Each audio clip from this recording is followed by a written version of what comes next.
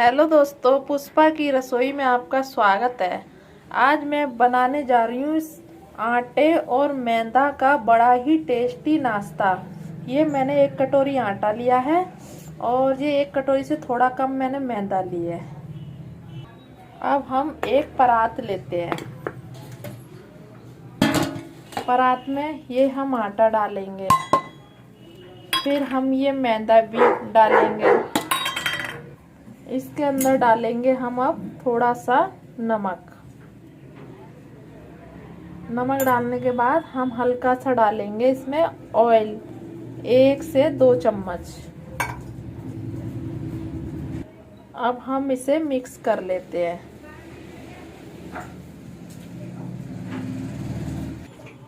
हम इसे मिक्स करने के बाद हम इसे आटे को अच्छे से मार लेते हैं। थोड़ा थोड़ा पानी डाल के हम इसे अच्छे से मार लेते हैं।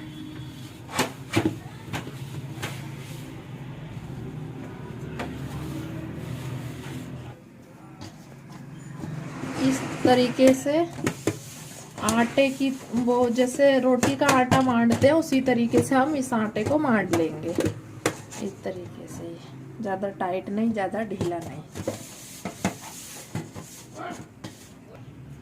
ये अच्छे से हमारा आटा देखो गूंथ गया है, ये देखिएगा अच्छे से हमने गूंथ लिया है। अब इसे हम 5 मिनट रेस्ट के लिए रखते हैं। जब तक ये हमारा आटा रेस्ट पे रखा है तब तक हम आगे की तैयारी कर लेते हैं। ये ली हमने कढ़ाई, अब हम करते हैं गैस चालू। इस कढ़ाई को हम गरम होने देते हैं। अब हम इसमें डालेंगे ऑयल। ऑयल को हम थोड़ा गरम होने देते हैं। ये ऑयल गरम हो चुका है। अब मैं इसमें डालूंगी ये प्याज। इसे मैं फ्राई कर लूंगी। इसके बाद डालूंगी मैं ये शिमला मिर्च, और शिमला मिर्च गाजर भी डाल देती हूँ। इसे भी मैं फ्राई कर लेती हूँ। इसे मैं हल्की हल्की फ्राई कर लेती हूँ। इसके बाद डालूंगी मैं ये कटी हुई बंद गोभी, और अब डालूंगी ये चुकंदर। अब इसे डालकर भी मैं अच्छे से फ्राई कर लेती हूँ।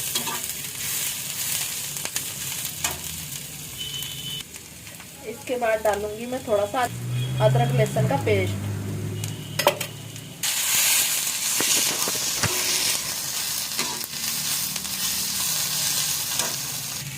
इसके बाद डालूंगी ये मैं कॉर्न, मक्के के दाने। अब मैं इन्हें डाल के भी अच्छे से फ्राई कर लेती हूँ।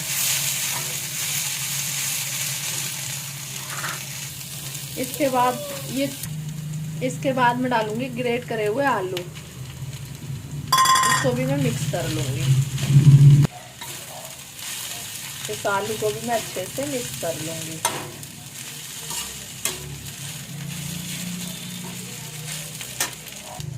आलू मिक्स करने के बाद अब मैं डालूंगी स्वाद अनुसार नमक। ये कम ही डालूंगी क्यों, उसमें भी इसके आटा मांडा था उसमें भी डला हुआ है। अब मैं डालूंगी मिर्च स्वाद अनुसार। अब मैं इसे भी मिक्स कर लेती हूँ। इसके बाद डालूंगी मैं ये चिल्ली सॉस। थोड़ी सी मैं डालूंगी इसमें चिल्ली सॉस, बस। उसके बाद डालूंगी मैं ये शेजवान सॉस। ये डालने के बाद अब मैं ये भी मिक्स कर लूंगी।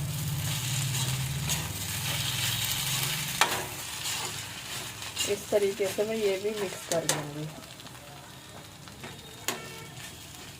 ये अच्छे से फ्राई हो चुका है। अब हम इसे उतार देते हैं, एक साइड रख देते हैं कढ़ाई को। कढ़ाई हटाने के बाद मैंने रख दिया है नॉन स्टिक तवा। अब हम इसे गर्म होने देते हैं। इधर रख दिया मैंने तवा, ये गर्म हो रहा है। और इधर मैंने ले लिया आटा। अब मैं इसकी लोई बनाती हूँ। थोड़ी जैसे रोटी की लोई लेते हैं उससे थोड़ी बड़ी लोई। अब मैं इसे इस तरीके से आटा लगा के इसे मैं पतली पतली बेल लेती हूँ। जितनी पतली हो उतनी पतली बेलना। ये मैं दिखाती हूँ।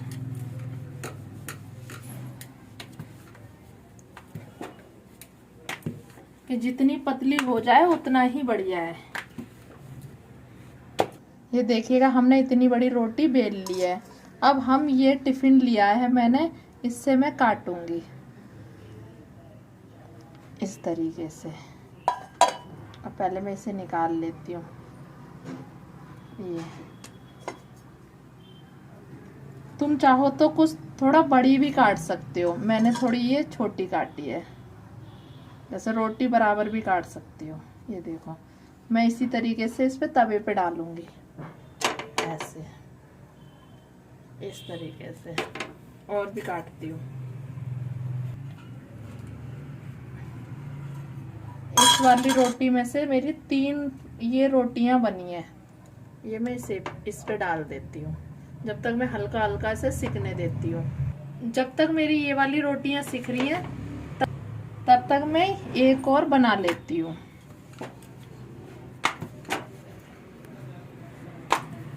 ये देखिएगा मैंने इतनी बड़ी रोटी बना ली। अब मैं इसको भी काटती हूँ इस तरीके से। अब इसे भी मैं तवे पे डाल देती हूँ उन्हीं रोटियों के साथ ऐसे।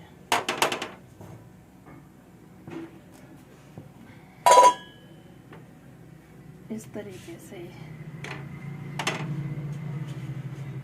अब मैं इन्हें सिकने देती हूँ जब तक। ये हमारी एक तरफ से सिक चुकी है। हम इन्हें पलट देते हैं इस तरीके से, ऐसे ऐसे और इस तरीके से।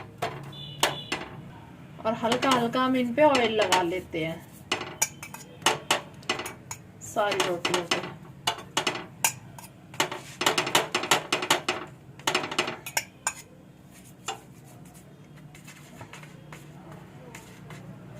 इधर भी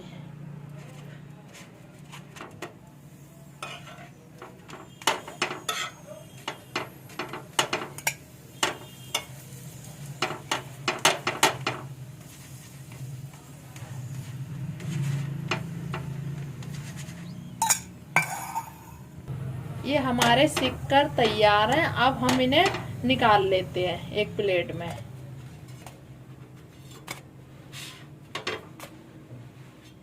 अब मैं इन्हें ठंडा होने देती हूँ थोड़ी देर के लिए।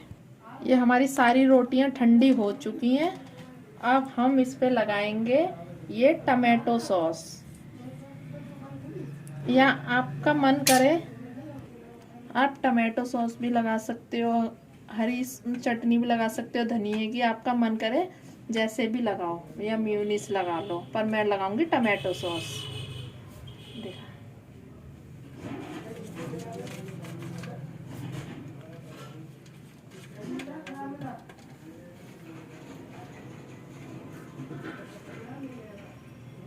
मैं सारी रोटियों पे ये टमाटो सॉस लगाऊंगी।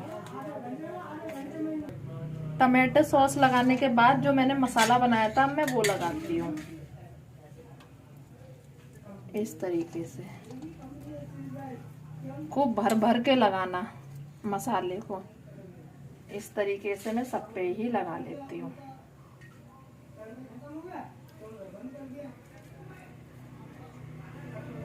ये हमने सारा मसाला सारी रोटियों पे रख लिया है। अब मैं डालूंगी इसके बाद चीज़। ये आप मोज़रेला चीज़ डालो या कोई सी भी डालो, इस तरीके से डालना। सारे उस मसाले पे इस तरीके से चीज़ लगाओ।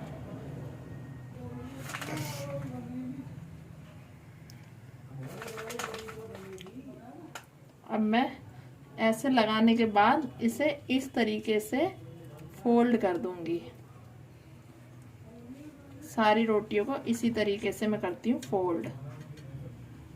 ये सारी रोटियां कर रही मैंने फोल्ड। अब इधर हो रहा है मेरा तवा गरम। अब इस पे मैं डालूंगी थोड़ा सा ये ऑयल।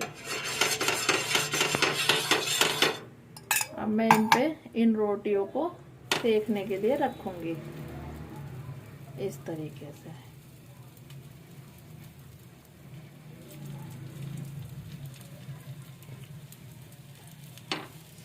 इस तरीके से मैं सारी रोटियां इस तरीके से ही रखूंगी।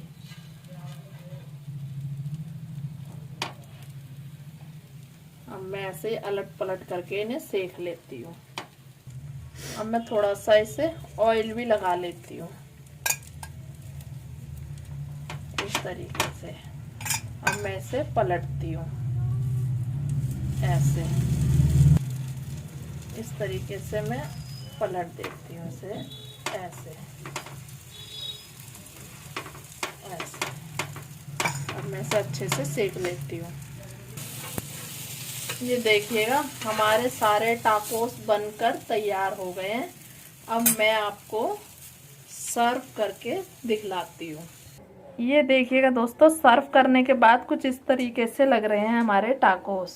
ये देखिएगा कितने बढ़िया लग रहे हैं। ये देखिएगा ऊपर से ये मसाला देखो कितना बढ़िया, और ये वाला भी देखो। सारे टाकोस हमारे बहुत बढ़िया बने हैं। ये देखिएगा सारे टाकोस बनकर बहुत ही अच्छे लग रहे हैं। और एक बार मेरी जैसे मैंने बनाया, एक बार मेरी तरीके से आप भी ट्राई करिएगा। इस तरीके से बनाओगे तो बहुत ही टेस्टी और बहुत ही अच्छे टाकोस बनते हैं। और ये मेरी रेसिपी आपको पसंद आई हो तो लाइक, सब्सक्राइब, कमेंट जरूर करिएगा। धन्यवाद।